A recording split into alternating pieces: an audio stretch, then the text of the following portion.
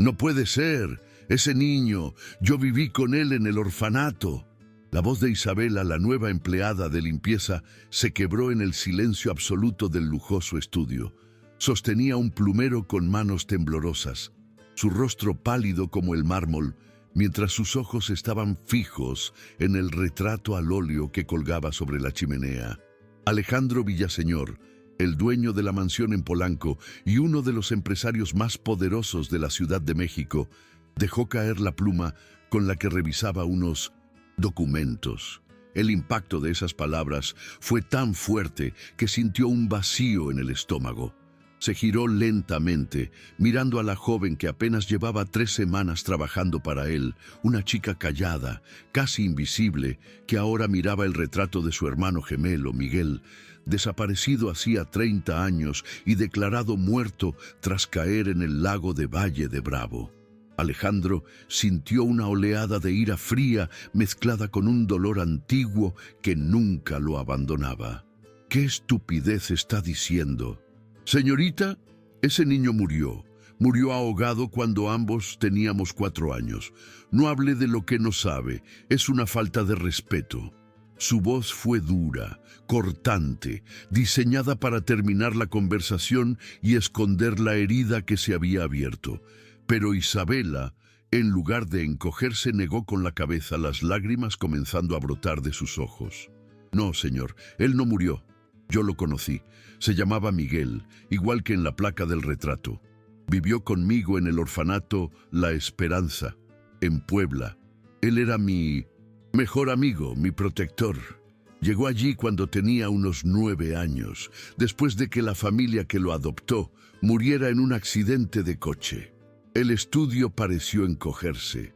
Cada palabra de Isabela era un golpe directo al corazón de Alejandro. 9 años, Puebla. La historia oficial era que Miguel había desaparecido en el lago. La policía lo buscó durante semanas. Solo encontraron su pequeña gorra roja flotando en el agua. Lo declararon muerto. Pero lo que dijo Isabela después heló la sangre. De Alejandro. Él siempre hablaba de usted. Decía que tenía un hermano gemelo llamado Alex y que su papá cocinaba la mejor comida del mundo. Decía que un día usted lo encontraría. Alejandro se tuvo que sentar. Su padre había sido un chef reconocido y él, Alejandro, había seguido sus pasos, convirtiendo el restaurante familiar en un imperio, todo en honor al padre que murió de tristeza y al hermano que perdió. ¿Está segura?, preguntó Alejandro, su voz apenas un susurro. Isabela asintió, secándose las lágrimas con rabia. Él tenía una marca de nacimiento, una pequeña luna creciente detrás de la oreja izquierda, y era zurdo, pero las monjas lo obligaban a escribir con la derecha, aunque él dibujaba cosas increíbles con la izquierda. Dibujaba una casa grande, con un jardín, y 2 niños idénticos tomados de la mano. Alejandro sintió que el mundo se desmoronaba. Él mismo tenía esa marca, la misma luna creciente, pero en la oreja derecha. Eran el reflejo exacto, el uno del otro. Su hermano había estado vivo, en un orfanato, mientras él vivía rodeado de lujos, atormentado por la culpa de no haberle sujetado la mano con más fuerza aquel día en el muelle. En ese momento, un ruido suave interrumpió la tensión. Camila, la hija de Alejandro de 7 años, apareció en la puerta. Sostenía su viejo oso de peluche, Bruno, con fuerza. La niña no había pronunciado una sola palabra en los 6 meses desde que su madre, la esposa de Alejandro, murió en un trágico accidente automovilístico. El trauma la había encerrado en un silencio profundo que ningún terapeuta había podido romper. Miraba a Isabela con sus grandes ojos asustados. Isabela, viendo a la niña, cambió su expresión de angustia por una de infinita ternura. Se arrodilló lentamente. «Hola, Cami. ¿Bruno tiene hambre? Creo que vi unas galletas en la cocina que le gustarían mucho». La niña, para sorpresa de Alejandro, dio un paso tentativo hacia ella. Alejandro observaba la interacción con asombro. En las últimas 3 semanas, Isabela había logrado lo imposible. Empezó dejándole notas con dibujos divertidos debajo de la puerta de Camila. Luego, comenzó a hablarle a través de la puerta, contándole historias de su propia infancia en el orfanato, historias de soledad y de cómo encontraba alegría en las cosas pequeñas. Y hacía 2 días, Alejandro había escuchado, por primera vez en medio año, el sonido de la risa de Camila, una risita ahogada, cuando Isabela hacía voces graciosas para el oso Bruno desde el pasillo. Esta joven, que acababa de poner su mundo de cabeza con la revelación sobre Miguel, era también la única luz que su hija había visto en meses. Isabela tomó la manita de Camila, quien, aunque tensa, se dejó guiar hacia la cocina. Alejandro se quedó solo en el estudio, mirando el retrato de Miguel. Era posible. 30 años de mentiras. Su hermano había sobrevivido solo para terminar en un orfanato, creyendo que lo habían abandonado. Sintió una mezcla de esperanza cegadora y una rabia volcánica. Si Isabela decía la verdad, alguien había secuestrado a su hermano, alguien había fingido su ahogamiento y les había robado la vida. Miró el teléfono, sabía lo que tenía que hacer. Llamó al mejor investigador privado de México. Tengo un caso. No me importa el costo. Quiero que encuentre a un hombre llamado Miguel que estuvo en el orfanato La Esperanza en Puebla hace 20 años. Y quiero que desentierre todo sobre la desaparición de mi hermano en Valle de Bravo en 1995. Los siguientes días fueron una tortura de ansiedad para Alejandro. El investigador, un hombre llamado Salas, comenzó a mover hilos. Mientras tanto, la vida en la mansión cambió. Alejandro le pidió a Isabela que, además de sus deberes, pasara tiempo oficial con Camila.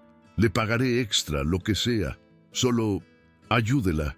Isabela aceptó, pero no por el dinero. Ella veía en Camila el mismo dolor y la misma soledad que ella y Miguel habían sentido en el orfanato. Pasaban las tardes en el jardín. Isabela le enseñó a Camila a hacer coronas de flores, tal como Miguel le había enseñado a ella. Y un día, mientras estaban sentadas en el césped, Camila susurró su primera palabra. Bonito, señalando una flor. Alejandro, que observaba desde la ventana, sintió que las lágrimas corrían por su rostro. Isabela comenzó a hornear con Camila. El aroma del pan de plátano y las galletas llenaba la casa. Un aroma que había desaparecido desde la muerte de la esposa de Alejandro. La mansión, antes fría y silenciosa, comenzaba a sentirse como un hogar. Alejandro se encontraba a sí mismo buscando excusas para ir a la cocina, solo para ver a su hija sonreír mientras amasaba la masa con Isabela. Empezó a hablar con Isabela, no como su jefe, sino como un confidente. Ella le contaba más sobre Miguel, cómo él la defendía de los niños mayores, cómo soñaba con ser chef, cómo miraba la reja del orfanato cada día, esperando que su familia viniera por él. Cada historia era una daga en el corazón de Alejandro, pero también un bálsamo que alimentaba su esperanza. Pero esta nueva luz en la mansión estaba a punto de ser amenazada. Una tarde, el timbre sonó. Era Rebeca Montenegro, la ex prometida de Alejandro. Habían terminado su relación un año antes del accidente de la esposa de Alejandro, porque él se dio cuenta de que Rebeca estaba más enamorada de su apellido y su cuenta bancaria que de él. Rebeca, sin embargo, nunca aceptó el rechazo. Al enterarse de la muerte de la esposa de Alejandro, vio una oportunidad de oro para volver a su vida. Entró en la casa con una sonrisa radiante y falsa, vestida impecablemente, trayendo un enorme arreglo de lirios. Alejandro, querido, qué tragedia lo de tu esposa. He estado tan preocupada por ti y por la pobre Camilita. Rebeca intentó abrazar a Camila, quien inmediatamente se escondió detrás de las piernas de Alejandro, aferrándose a él. Rebeca forzó una sonrisa. Sigue tan tímida. Pobrecita, necesita una figura materna fuerte.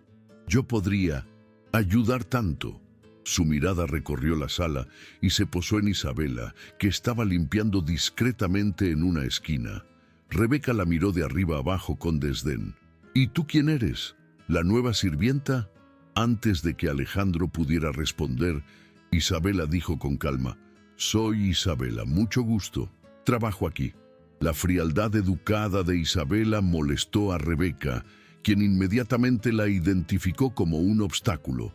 Durante la siguiente hora, Rebeca no dejó de hablar de sus planes para ayudar a Alejandro, reorganizar la casa, organizar eventos sociales para él.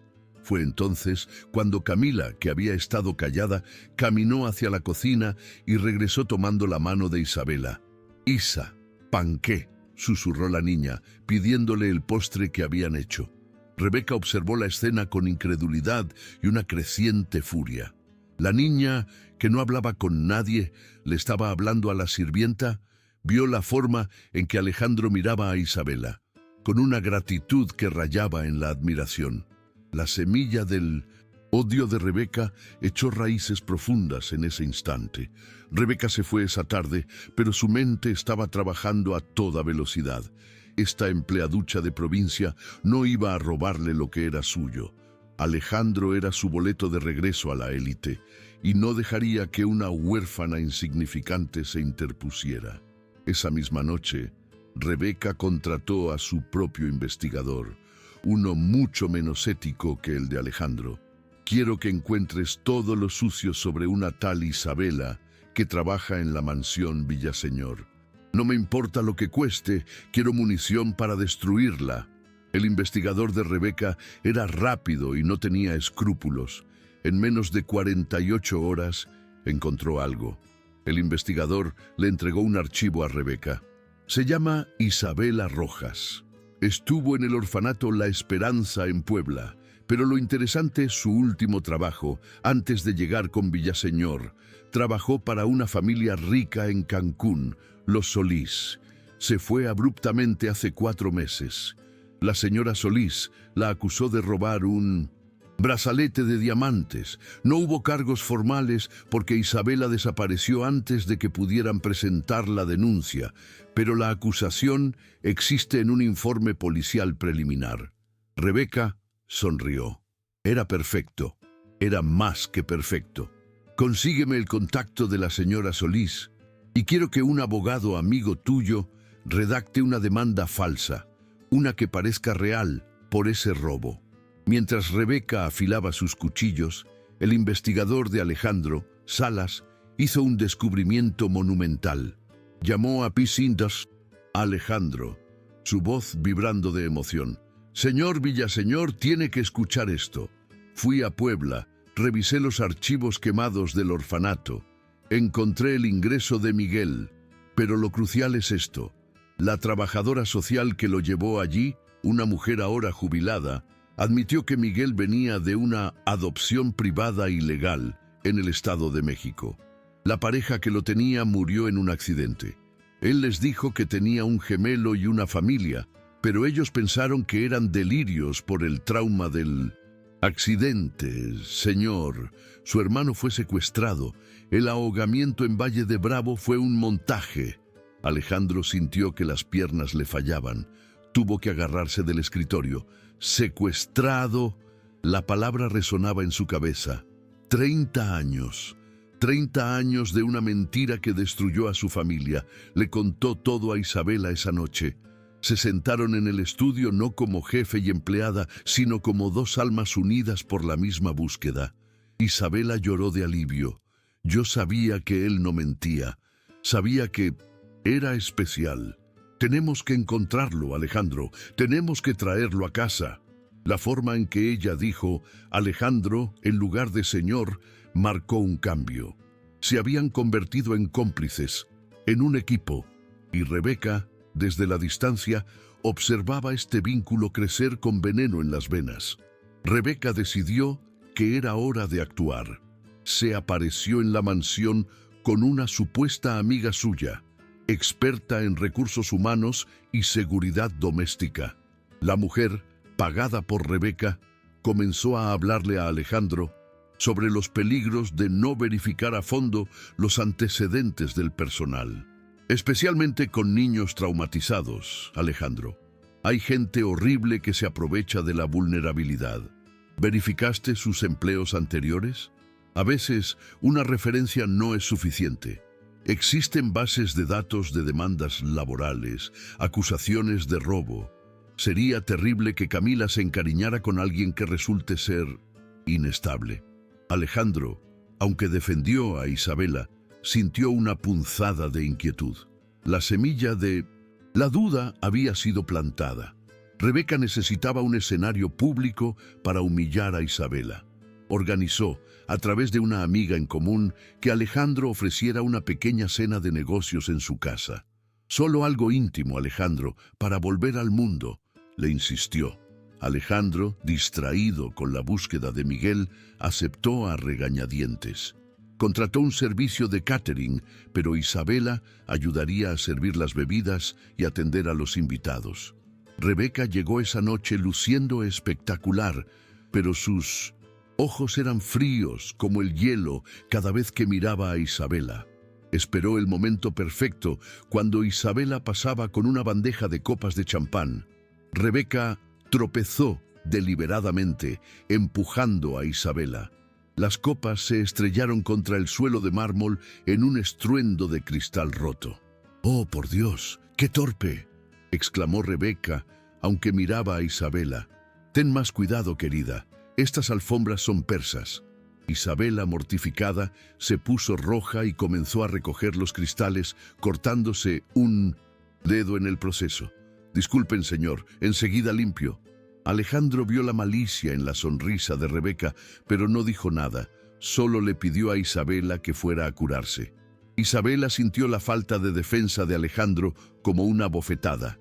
Más tarde esa noche, durante el postre, Rebeca lanzó su ataque principal. Sacó su teléfono, fingiendo leer una noticia impactante. «No lo puedo creer. Amigos, hablando de seguridad, ¿recuerdan a la familia Solís de Cancún? Pues parece que la empleada que les robó aquel brazalete de diamantes anda suelta. ¡Qué miedo! Dicen que ahora trabaja en la Ciudad de México». Luego miró a Isabela, que estaba sirviendo café, con falsa sorpresa. «Ay, Isabela, tú trabajaste en Cancún, ¿verdad? ¿No fue con los Solís? ¡Qué coincidencia tan terrible!». El silencio en el comedor fue absoluto. Todos los invitados se giraron para mirar a Isabela. Isabela se quedó paralizada, la jarra de café temblando en su mano. Yo no robé nada. Fue una acusación falsa de la señora». Rebeca rió suavemente. «Eso dicen todas, querida. Pero qué incómodo. Alejandro, ¿tú sabías esto? ¿Tienes a alguien con una acusación de robo tan seria cuidando a tu hija?» Alejandro se sintió acorralado. La presión de sus socios, la mirada de Rebeca. «Rebeca, no es el momento», comenzó a decir débilmente. Pero el daño estaba hecho. Los invitados miraban a Isabela como si fuera una criminal. Isabela sintió las lágrimas de humillación quemándole los ojos. Dejó la jarra y salió, corriendo hacia la cocina. Esa noche, después de que los invitados se fueron, todos incómodos y cuchicheando, Alejandro se enfrentó a Rebeca. «Vete de mi casa, Rebeca. Lo que hiciste fue cruel». Rebeca sonrió, satisfecha. «Solo te estoy protegiendo, Alejandro. Esa mujer es una trepadora y una ladrona. Abre los ojos antes de que sea demasiado tarde». Cuando Rebeca se fue, Alejandro fue a la cocina. Encontró a Isabela limpiando furiosamente, las lágrimas corriendo por sus mejillas. «Isabela, yo...» Ella lo interrumpió, su voz llena de dolor. «¿Por qué no me defendió? Usted sabe que yo no soy así. Dejó que ella me humillara frente a todos. ¿Acaso usted le cree?» Alejandro desvió la mirada, y ese simple gesto fue toda la respuesta que Isabela necesitó. La duda estaba allí. Él no confiaba plenamente en ella. «Señor Solís, él intentó sobrepasarse conmigo», susurró Isabela. «Cuando lo rechacé, su esposa se enfureció. Inventó lo del brazalete para despedirme sin pagarme. Tuve que huir porque me amenazaron. Esa es la verdad». Alejandro quería creerle, pero la acusación pública, la forma en que ella había huido, todo coincidía con la historia de Rebeca. Isabela, necesito tiempo para pensar. Ella asintió, derrotada. Entiendo, la duda es suficiente, siempre lo es para gente como yo. Subió a su pequeño cuarto en el ático, sintiendo cómo el hogar que había construido se desmoronaba. Rebeca supo que había ganado terreno, pero necesitaba el golpe final. Sabía que la confianza de Alejandro estaba rota, pero Isabela seguía en la casa gracias a Camila. Necesitaba algo irrefutable, algo que obligara a Alejandro a echarla, y sabía exactamente qué usar. El reloj de oro de la difunta esposa de Alejandro. Era una pieza invaluable, un reloj suizo que Alejandro le había regalado en su último aniversario. Él lo guardaba en el cajón de su buró, junto a su cama, como una reliquia sagrada. Robar eso no sería una simple acusación, sería una traición. Imperdonable. Rebeca aún conservaba una copia de la llave de la mansión de cuando eran prometidos. Esperó 2 noches. Era una madrugada lluviosa. La seguridad estaba más relajada. Desactivó la alarma de una ventana trasera, un código que Alejandro nunca cambió. Se deslizó dentro de la casa como una sombra. Subió a la habitación de Alejandro. Él dormía profundamente, agotado por el estrés. Abrió el cajón del buró. Allí estaba. El reloj de oro brillaba débilmente. Lo tomó, sintiendo una oleada de poder. Luego subió al ático, al humilde cuarto de Isabela. Sabía dónde ponerlo, en el fondo de la vieja maleta de lona que Isabela guardaba bajo la cama. Un lugar obvio, sí, pero perfecto para hacerla ver como una ladrona descuidada y arrogante. Plantó el reloj y desapareció en la noche. A la mañana siguiente, Rebeca llamó a la casa. No pidió hablar con Alejandro, sino con doña Rosa, la cocinera jefe, una mujer mayor que trabajaba para la familia desde hacía 20 años y que sentía celos del favoritismo que Alejandro mostraba por Isabela. Rosa, querida, soy Rebeca, estoy tan preocupada. Anoche en la cena vi a Isabela merodeando cerca de la habitación principal, y con eso que contaron de los Solís. ¿No crees que deberías revisar si todo está en orden? Especialmente las cosas de la difunta señora. Sería terrible que faltara algo. Doña Rosa, influenciada por los chismes y su propia desconfianza, sintió un escalofrío. Doña Rosa esperó a que Alejandro bajara a desayunar. Subió a la habitación principal con el pretexto de llevar toallas limpias. Con el corazón latiéndole fuerte, abrió el cajón del buró. Revolvió las cosas de Alejandro y el pánico la golpeó. El reloj de la señora no estaba.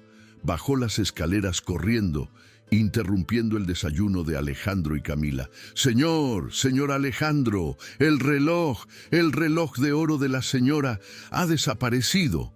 Alejandro se puso pálido.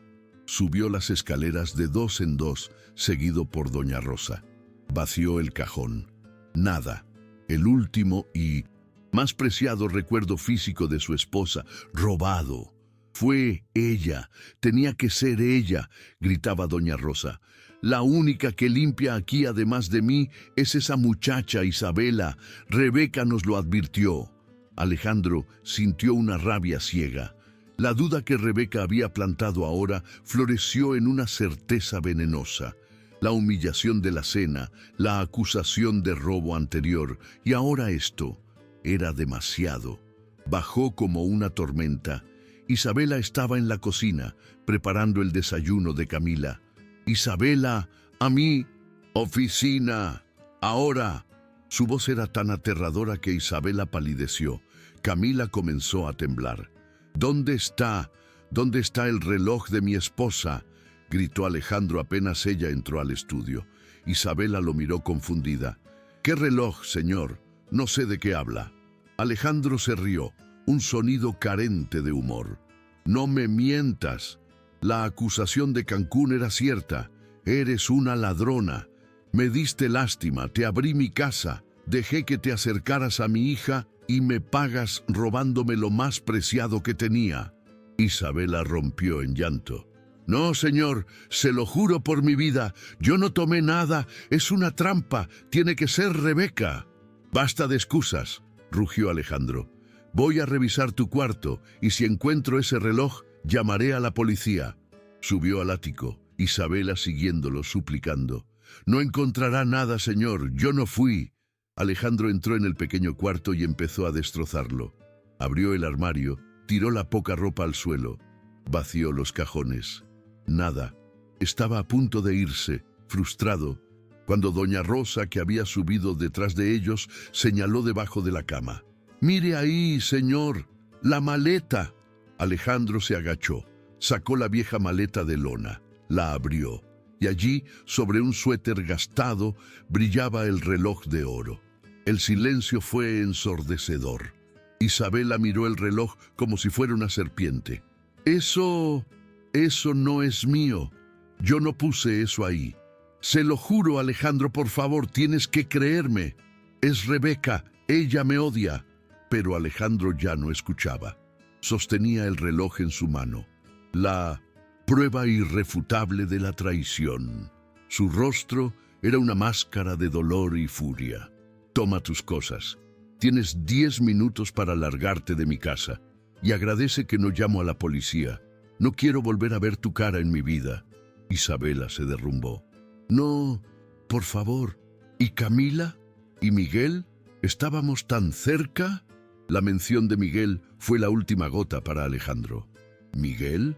Probablemente también mentiste sobre eso. Quizás todo fue un plan para ganarte mi confianza y robarme. ¡Lárgate! Isabela sintió que su corazón se rompía en 1000 pedazos. No por el trabajo, sino por la confianza perdida, por Camila y por Miguel, a quien había vuelto a perder. Recogió sus pocas pertenencias en una bolsa de plástico, sin siquiera atreverse a tocar la maleta donde estaba el reloj. Mientras bajaba las escaleras, Camila la vio. La niña entendió al instante lo que pasaba. Vio la bolsa en la mano de Isabela y la expresión de furia en el rostro de su padre. «¡No! Isa, no te vayas! ¡Papá, no la dejes ir!». Camila corrió y se abrazó a las piernas de Isabela, llorando histéricamente. «No me dejes, Isa. Tú prometiste que haríamos panqué mañana». Isabela se arrodilló, abrazando a la niña con todas sus fuerzas, ambas llorando. «Tengo que irme, mi amor, pero tú eres fuerte, ¿recuerdas? Eres la niña más fuerte que conozco». «Es tu culpa», le gritó Camila a Alejandro, señalándolo con su dedito. «Eres malo. Dejaste ir a mamá y ahora dejas ir a Isa. Te odio, te odio». Alejandro intentó acercarse, pero Camila se aferró más a Isabela. «Isabela, suéltala y vete». Con el alma rota, Isabela despegó suavemente los brazos de Camila de su cuello. «Adiós, Cami». Salió por la puerta principal, escuchando los gritos desgarradores de la niña a sus espaldas. Caminó por las calles de Polanco sin rumbo, la lluvia comenzando a caer, mezclándose con sus lágrimas. No tenía a dónde ir. Esa noche, Camila no dejó que Alejandro se le acercara.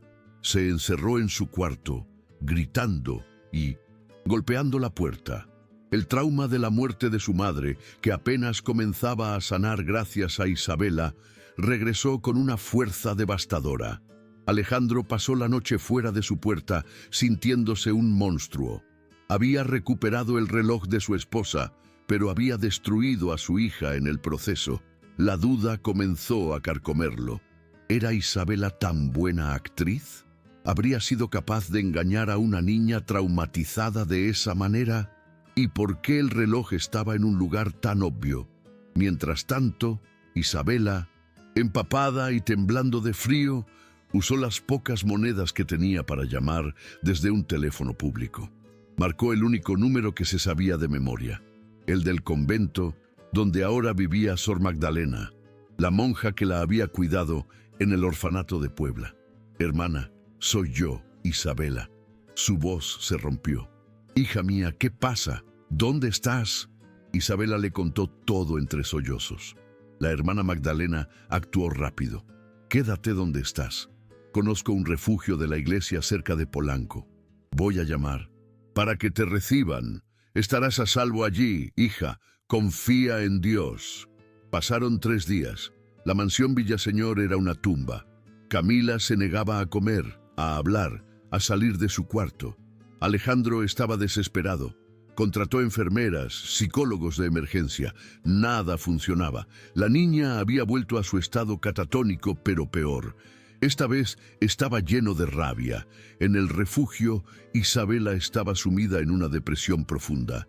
Había perdido la única familia que había conocido. La esperanza de encontrar a Miguel había fallado. En la mañana del 4.º día, Alejandro escuchó un golpe sordo en el cuarto de Camila. Forzó la puerta. La niña estaba en el suelo, desmayada por la deshidratación y la angustia.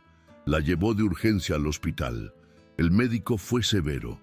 Señor Villaseñor, su hija está sufriendo un colapso por estrés postraumático severo. El silencio anterior era una defensa. Esto es una autodestrucción. Algún evento reciente la empujó al límite. Necesita un entorno estable y, francamente, lo que sea que pasó en su casa la está matando. ¿Qué pasó hace 4 días? Alejandro se sentó en el pasillo estéril del hospital, sintiendo el peso de su error. Había elegido un objeto material, un recuerdo, sobre la salud mental de su hija. Había confiado en Rebeca, una mujer que sabía era manipuladora por encima de Isabela, una mujer que le había devuelto la vida a su hija. La duda sobre la culpabilidad de Isabela creció hasta convertirse en una certeza de su inocencia. Pero, ¿cómo probarlo? ¿Cómo enmendar el daño? Fue entonces cuando Camila despertó. Miró a su padre con ojos fríos y vacíos. «Quiero a Isa». Alejandro tragó saliva. «Hija, Isabela». Ella se fue. Camila lo miró fijamente. «Tú la echaste, porque Rebeca te dijo». Alejandro se sorprendió. «¿Cómo sabes de Rebeca?» Y entonces la niña reveló algo que cambió todo. «Yo la vi. La noche que Isa se fue, yo tuve una pesadilla. Me desperté y miré por la ventana. El coche de Rebeca estaba estacionado en 1900, la esquina. La vi salir de la casa, corriendo bajo la lluvia, en la madrugada». El corazón de Alejandro se detuvo. ¿Camila había visto a Rebeca esa noche? La noche en que el reloj fue robado. Se levantó de un salto. «Quédate aquí, hija. Papá tiene que hacer algo». Corrió a la mansión. Fue directo al cuarto de seguridad. Rebeca había desactivado la alarma de la ventana, pero no sabía que Alejandro había instalado un sistema de cámaras secundario, oculto.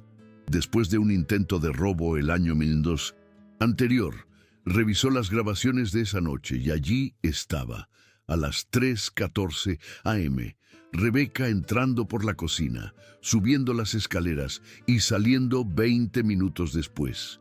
La prueba, la rabia de Alejandro era tan intensa que temblaba. Con la grabación en su teléfono, condujo hasta el lujoso departamento de Rebeca en Santa Fe. No tocó el timbre, golpeó la puerta hasta que ella abrió, molesta y somnolienta.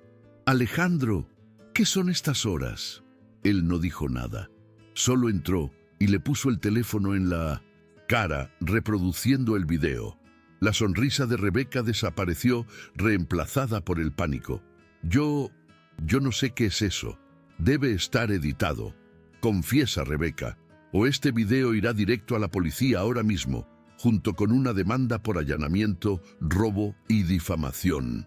Rebeca, viéndose acorralada, dejó caer la fachada. Su rostro se contorsionó por el odio. «Sí, fui yo. ¿Y qué? Esa gata arrastrada te estaba robando, te estaba alejando de mí. Tú eres mío, Alejandro. Esa mansión, esa vida, me pertenece». Camila solo necesitaba un poco de disciplina y esa sirvienta la estaba malcriando. La confesión fue tan venenosa que Alejandro sintió náuseas. «Se acabó, Rebeca. No solo irás a la policía, me aseguraré de que cada persona en esta ciudad sepa la clase de víbora que eres». Salió de allí y su primera llamada fue a su abogado. La segunda, al hospital. Cami, mi amor, tenías razón, en todo. Papá cometió un error terrible y ahora vamos a arreglarlo. Vamos a traer a Isa de vuelta. Por primera vez en días, Camila hizo un sonido, un pequeño sollozo de alivio. Alejandro no tenía idea de dónde estaba Isabela. Recordó el orfanato. Llamó a Salas, su investigador. Necesito encontrar a Sor Magdalena del orfanato de Puebla. Ahora. Salas la localizó en el convento de la Ciudad de México. Alejandro condujo hasta allí, con Camila, en contra de las órdenes del médico, pero con su bendición tácita, en el asiento trasero. Sor Magdalena lo recibió con una mirada fría. Usted es el hombre que destruyó a Isabela. Alejandro no se defendió. Sí, hermana, y soy un imbécil, pero tengo pruebas de que fue una trampa. Mi hija está enferma por ella. Por favor, solo dígame dónde está. La monja vio la desesperación genuina en sus ojos y la mirada suplicante de Camila. Suspiró. Está en el refugio San José, en Coyoacán. Pero, señor Villaseñor, si vuelve a lastimarla, se las verá conmigo. Y yo tengo conexiones más fuertes que las suyas, dijo señalando al cielo. Llegaron al refugio. Era un lugar humilde pero limpio. Alejandro pidió ver a Isabela. La encargada la llamó. Isabela bajó lentamente, más delgada, con ojeras profundas. Cuando vio a Alejandro, su rostro se endureció. Estaba a punto de darse la vuelta cuando vio a Camila correr hacia ella. Isa, Isa, volviste por mí. Camila saltó a sus brazos e Isabela la sostuvo con fuerza, rompiendo a llorar. ¿Qué haces aquí, mi amor? ¿Estás bien? Alejandro se acercó, sosteniendo su teléfono. Isabela, por favor. Perdóname, fui un ciego, un estúpido. Creí en las mentiras y no en ti, y casi pierdo a mi hija por eso. Le mostró el video de Rebeca en la casa. Le mostró la confesión grabada que le hizo a su abogado. Ella lo planeó todo. El robo en Cancún fue una mentira de un ex jefe acosador. Y ella te plantó el reloj. Isabela lo escuchaba, las lágrimas corriendo por su rostro.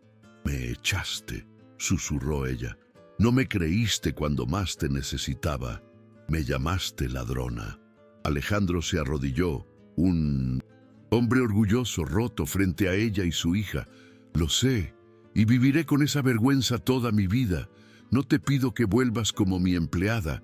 Te pido que vuelvas como parte de esta familia. Camila te necesita y yo te necesito. No puedo hacer esto sin ti. Por favor, vuelve a casa. Isabela miró a Camila, que se aferraba a ella como si su vida dependiera de ello. Miró a Alejandro, arrodillado, y miró el refugio. Sabía que no podía dejar a esa niña. Asintió lentamente. Volveré por Camila. Pero mi confianza, Alejandro, eso tomará mucho más tiempo. Él asintió, las lágrimas en sus propios ojos. Tendrás todo el tiempo del mundo. Gracias, Isabela. El regreso a la mansión fue tenso, pero Camila estaba radiante. Doña Rosa, al enterarse de la verdad y de la confesión de Rebeca, le pidió perdón de rodillas a Isabela. Casi la destruyo por chismes, niña. Perdóneme. El ambiente comenzó a sanar. Alejandro le dio a Isabela una de las mejores habitaciones de huéspedes, insistiendo en que ya no era personal de servicio, sino la cuidadora oficial de Camila y su amiga. Y el caso de Rebeca explotó. Alejandro se aseguró de ello. Fue arrestada por robo y allanamiento, y el escándalo social la destruyó. Una semana después, con la vida volviendo a una nueva normalidad, el investigador Salas llamó. Señor Villaseñor, tengo noticias sobre Miguel. El corazón de Alejandro dio un vuelco. Isabela, que estaba cerca, se acercó. Seguí la pista del orfanato. Luego un rastro de trabajos mal pagados. Se escapó de Puebla a los 16 años, justo como dijo Isabela. Rastreé a un antiguo compañero de trabajo. Dijo que Miguel siempre soñó con ser chef, como su padre de verdad. Señor, creo que lo encontré.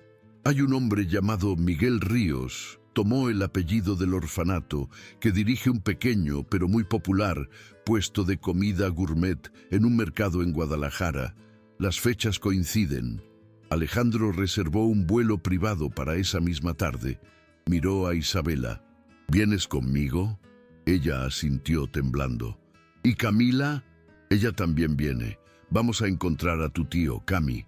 Volaron a Guadalajara. El investigador les dio la dirección del mercado. Caminaron entre los puestos, el corazón de Alejandro latiendo con fuerza. Isabela apretaba la mano de Camila, y entonces lo vieron. En un puesto que decía Gourmet de la calle, había un hombre. Era idéntico a Alejandro. La misma altura, los mismos ojos oscuros, la misma marca de nacimiento detrás de la oreja izquierda. Isabela soltó un sollozo. ¡Miguel! El hombre se giró, confundido. Miró a Isabela. Sus ojos se abrieron de par en par. Isabelita, ¿eres tú? Dejó caer una espátula y salió corriendo del puesto, abrazándola y levantándola en el aire. Dios mío, estás viva, te busqué. Los dos lloraban, abrazados, como los huérfanos que habían sido. No fui yo quien te encontró, Miguel, dijo Isabela separándose. Fue él. Miguel se giró y vio a Alejandro. Fue como mirarse en un espejo. El mundo se detuvo. Los dos hermanos se quedaron inmóviles, mirándose a través de un abismo de 30 años. Alejandro dio un paso. Yo me llamo Alejandro. ¿Y tú? Tú te llamas Miguel Villaseñor. Eres mi hermano gemelo. Miguel miró a Isabela, luego a Alejandro. Las lágrimas brotaron de sus ojos. Alex, siempre supe que vendrías. Los dos hermanos se abrazaron por primera vez en 3 décadas. Un abrazo que sanó 30 años de dolor, de abandono y de culpa. La reunión fue caótica y hermosa. Miguel cerró su puesto. Fueron a un café donde Alejandro e Isabela le contaron todo. El secuestro, la mentira del ahogamiento, la búsqueda, Rebeca, todo. Miguel les contó su vida, la familia adoptiva ilegal, el orfanato, la soledad, el sueño de cocinar que nunca abandonó porque sentía que era lo único que le quedaba de su verdadera familia. Camila, tímidamente, se acercó y lo abrazó. Hola, tío Miguel, yo soy Cami. Miguel la abrazó, llorando de nuevo. Una sobrina. Tengo una sobrina. Esa noche regresaron a la Ciudad de México, los 4. Miguel entró en la mansión Villaseñor, la casa que había dibujado de memoria en el orfanato, y supo que estaba en casa. Alejandro le ofreció la mitad de todo. No quiero nada, dijo Miguel. Solo esto, a ustedes. Pero aceptó trabajar con Alejandro, fusionando su talento callejero con la alta cocina del restaurante Villaseñor. Los dos hermanos, cocinando juntos, eran un espectáculo de coordinación perfecta, como si nunca se hubieran separado. Pasaron los meses, la casa se llenó de risas. Miguel se convirtió en la figura paterna que Camila también necesitaba, e Isabela en la madre que había perdido. La relación entre Alejandro e Isabela se profundizó. Habían pasado por el fuego juntos. Una noche, en el jardín, mientras Miguel y Camila jugaban adentro, Alejandro tomó las manos de Isabela. Me salvaste, Isa. Salvaste a mi hija. Me devolviste a mi hermano y me salvaste de mí mismo. Ya no quiero que seas solo la amiga. ¿De la familia? Isabela lo miró, su corazón latiendo con fuerza. Alejandro. Él la silenció con un beso suave. Me enamoré de ti, Isabela, de tu fuerza, de tu bondad, de tu alma inquebrantable. Sé que fallé en confiar en ti una vez. Te pido que confíes en mí ahora y me dejes pasar el resto de mi vida demostrando que soy digno de ti. Ella sonrió entre lágrimas. Yo también me enamoré de ti, Alejandro, a pesar de lo terco que eres. Se besaron de nuevo, sellando no solo el perdón, sino el comienzo de algo nuevo. 6 meses después hubo una boda en el jardín de la mansión. Fue pequeña, pero llena de significado. Miguel fue el padrino de Alejandro, y Camila, radiante con un vestido de flores, fue la dama de honor que llevó los anillos a Isabela, quien ahora era legalmente su madre adoptiva. Sor Magdalena ofició la ceremonia. Mirando a su nueva familia, su hermano reencontrado, su hija recuperada y la mujer que lo había hecho posible, Alejandro supo que el dolor del pasado finalmente había dado paso a un futuro que nunca creyó merecer. Habían encontrado su esperanza.